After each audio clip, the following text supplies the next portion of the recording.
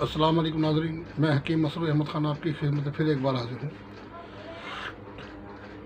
آج کا جو موضوع ہم نے لیا ہے وہ پھر شوگر کے اوپر۔ تو لوگوں نے ہم سے کمنٹ کر کے اور میسج کر کے واٹس ایپ پہ یہ پوچھا ہے کہ اس کی آپ پوری وجوہات بتائیں کہ کون سی شوگر اعصابی ہوتی ہے، کون سی عضلاتی ہوتی ہے اور کون سی گدی ہوتی ہے، یعنی کون سی سردی سے، کون سی گرمی سے اور کون سی خشکی سے ہوتی ہے۔ تو ناظرین، اس میں سب سے پہلا جو مرحلہ ہے وہ ہے تشخیص کا، کہ جب تشخیص صحیح ہو جائے گی، پتہ صحیح چل جائے گا کہ کون سا مزاج ہے اور کون سی شوگر ہے، تو پھر علاج کرنا جو ہے بالکل آسان ہو جائے گا، اور آدمی پھر طبیب اس کا آسانی سے علاج کر سکتا ہے اور پرہیز بھی کروا سکتا ہے۔ تو یہ مریض نہیں جانتا کہ اس کا مزاج گرم ہے، خشک ہے یا سرد ہے۔ یہ ڈاکٹر حکیم ہی جانتا ہے کہ اس کا مزاج کون سا ہے، کہ جب اس کی وہ نبض پکڑتا ہے یا اس کی علامات دیکھتا ہے یا علامات پوچھتا ہے تو تب پتہ چلتا ہے کہ اس کا مزاج کیا ہے۔ تو اگر کوئی مزاج کو جاننے والا ہے، تشخیص صحیح کرنے والا ہے، تو یہ ہو نہیں سکتا کہ اس کی شوگر ختم نہ ہو، اس کا علاج مکمل نہ ہو۔ تو سب سے بڑی جو وجوہات ہے اور سب سے بڑی جو کمی ہے وہ تشخیص کی ہے۔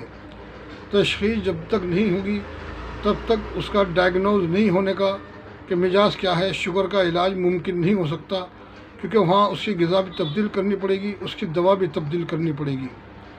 اور جہاں تک دیکھا گیا ہے کہ لوگ ایک ہی طرح کی، ایک ہی مزاج کی دوا بناتے ہیں اور پھر دعویٰ یہ کرتے ہیں کہ شوگر ہمیشہ کے لیے نارمل ہو جائے گی، ہمیشہ کے لیے ختم ہو جائے گی۔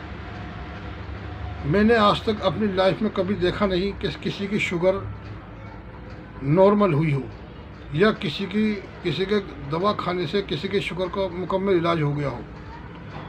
تو یہ ہو نہیں سکتا، کیونکہ اس کے اندر دوا اور پرہیز ضروری ہے۔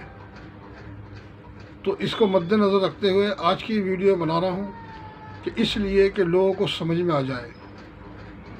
تو یہ کیا مسئلہ ہے کہ جب کوئی مریض ہمارے پاس آتا ہے یا کسی کو شوگر ہو جاتی ہے، تو وہ کوئی پریشانی کی وجہ سے ڈاکٹر کے پاس جاتا ہے، ڈاکٹر ٹیسٹ کراتا ہے، ٹیسٹ کے اندر شوگر آ جاتی ہے، تو ڈاکٹر کہتا ہے کہ آپ کو شوگر ہے اور آپ کو دوا کھانی پڑے گی، تا عمر دوا کھانی پڑے گی۔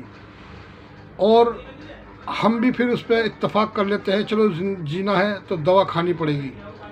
مگر بعض اوقات میں نے یہ دیکھا ہے کہ وقتی طور پہ شوگر بڑھ جاتی ہے، مگر وہ شوگر کی بیماری ہوتی نہیں ہے۔ وقتی طور پہ شوگر 500-600 ہو گئی تو کیا ہوتا ہے کہ ڈاکٹر دوا لکھ کے دیتا ہے، بندہ دوائی کھانی چالو کر دیتا ہے، مگر وہ اس بیچ میں سال بھر تک، 2 سال تک شوگر ٹیسٹ نہیں کراتا اور دوا کھاتا رہتا ہے۔ اب اسے کیا مسئلہ ہوا کہ اسے شوگر تھی نہیں، مگر شوگر ہو گئی۔ اب اس کا مسلسل علاج چلے گا۔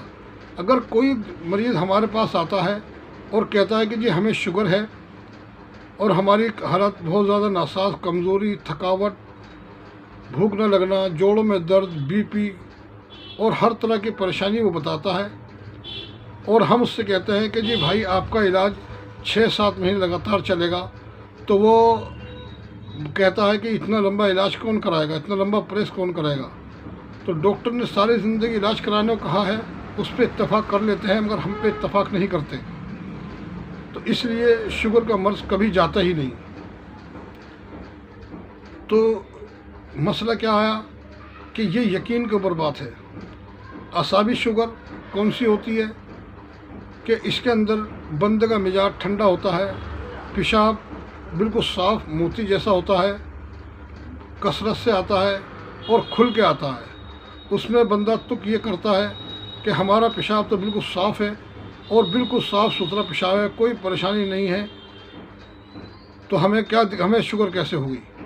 جبکہ مسئلہ یہی ہوتا ہے کہ شوگر جو ہے وہ اعصابی مزاج ہے، کیونکہ ٹھنڈی غذائیں کھانے سے، ٹھنڈے مشروبات پینے سے گرمیوں میں، تو یہ مسئلہ ہمارے ساتھ ہو جاتا ہے، اور ہمارا لیور جو ہے وہ ٹھنڈا پڑ جاتا ہے، اور لیور کی وجہ سے لبا جسے پینکریاس کہتے ہیں وہ بھی ٹھنڈی پڑ جاتی ہے، وہ پھول جاتی ہے، تو اس لیے وہ انسولین نہیں بناتی، اور شوگر ہمارے خون میں اور پیشاب میں مل کے خارج ہونے لگتا ہے۔ تو اس کے اندر ہمیں خوش گرم اور گرم خشک ادویہ اور اغذیہ استعمال کرنی چاہیے، تاکہ اس سے جگر کا تحلیل ہو، جگر میں تحریر پیدا ہو اور جگر کا ذوب دور ہو کے انسولین کو، پینکریاس کو طاقت ملے اور انسولین پیدا کرنی شروع ہو جائے۔ تو اس کے اندر گرم خشک اور خوش گرم میں فرق کیا ہے کہ جس کے اندر 70% خشکی ہو اور 30% گرمی ہو وہ خوش گرم ہے، اور جس کے اندر 70% گرمی اور 30% خشکی ہو وہ گرم خشک ہے۔ تو یہ ادویہ اور اس میں اغذیہ کیا ہے کہ اس کے اندر جیسے مثال کے طور پہ ہم ادویہ کا استعمال کرتے ہیں تو اس میں لونگ، جاوتری، دار چینی، اجوائن، ایسی چیزیں ہم استعمال کرتے ہیں، تمر ہندی ہوئی، چنے ہوئے اور گوشت وغیرہ ہوا، یہ چیزیں ہم استعمال کر کے ہم اسے جو ہے تحریک دیتے ہیں جگر کو، جس سے جگر کو تحریک ملنے کے بعد لبے کا ذوب دور ہو جاتا ہے اور یہ مسئلہ ہمارا ٹھیک ہو جاتا ہے۔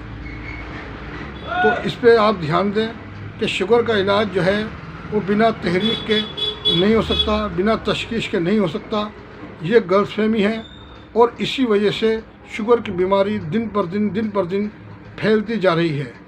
اور انشاءاللہ آگے کو جو ویڈیو بنائیں گے وہ ہم گرمی اور خشکی والی پہ دونوں پہ بنائیں گے۔ انشاءاللہ آپ کا ساتھ چاہیے، اور جیسے جیسے آپ ساتھ میرا دیتے رہیں گے، میری حوصلہ افزائی کرتے رہیں گے، میں آپ کو مکمل علاج بتاتا رہوں گا۔ میں آپ کا خادم حکیم مسرور احمد خان۔ السلام علیکم ورحمۃ اللہ وبرکاتہ۔